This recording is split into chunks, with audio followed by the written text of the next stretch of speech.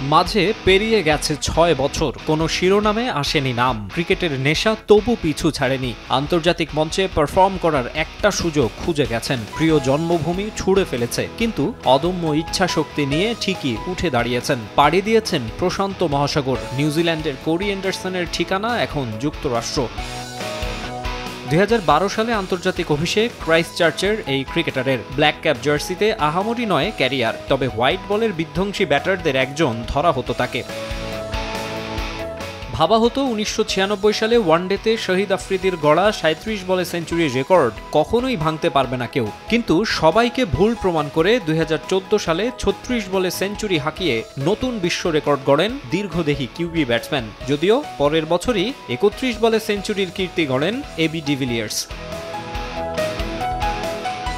দ্রুততম সেঞ্চুরির রেকর্ড হাতছাড়া হওয়ার পর মিইয়ে যেতে থাকেন কোরি অ্যান্ডারসন। পরের ৩৯ ইনিংসে আর সেঞ্চুরি পাননি, 50 মাত্র ৪টি। অর্থাৎ আফ্রিদির রেকর্ড ভাঙা ওই শতকই ওডিআই ক্যারিয়ারে তার একমাত্র 100। তাকে মানুষ মনেও রেখেছে কুইন্সটাউনের নকটার কারণেই। ১-২-৩ ঢাকায় জমি জিতে নিন ১০০% ক্যাশব্যাক সহ ২০ কোটি টাকার পুরস্কার। ২০১৮ সালে অ্যান্ডারসন এনজেডসিকে জানিয়ে দেন হোয়াইট বল ক্রিকেটকে গুরুত্ব দিতে রেড বল থেকে বিরতি চান, যা মোটেও পছন্দ হয়নি বোর্ডের। ন্যাশনাল টিমে জায়গা হারিয়ে ফেলেন তিনি। অভিমানে ২০২০ সালে অবসরের ঘোষণা দিয়ে দেন।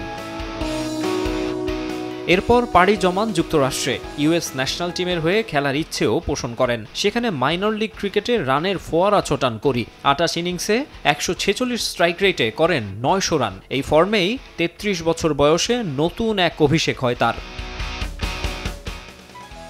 কানাডার বিপক্ষে ৫ ম্যাচ টি-২০ সিরিজে যুক্তরাষ্ট্রের জার্সিতে একাদশে সুযোগ মেলে শেষ ২ ম্যাচে। তবে বিধ্বংসী ইনিংস খেলতে পারেননি অ্যান্ডারসন। ২৯ বলে ২৮ আর ৪৮ বলে ৫৫ রানের দুটি ইনিংস খেলেন তিনি। এক ম্যাচ পরিত্যক্ত হলেও প্রতিবেশীদের বিপক্ষে সিরিজ জিততে সমস্যা হয়নি। কোরি অ্যান্ডারসনের প্রত্যাবর্তনের সিরিজে হোম গ্রাউন্ডে ৪-০ ব্যবধানে জিতেছে ইউএসএ।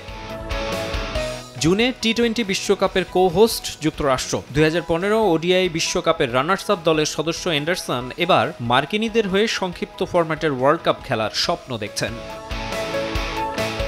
মাকসুম আলম খান, সময় সংবাদ।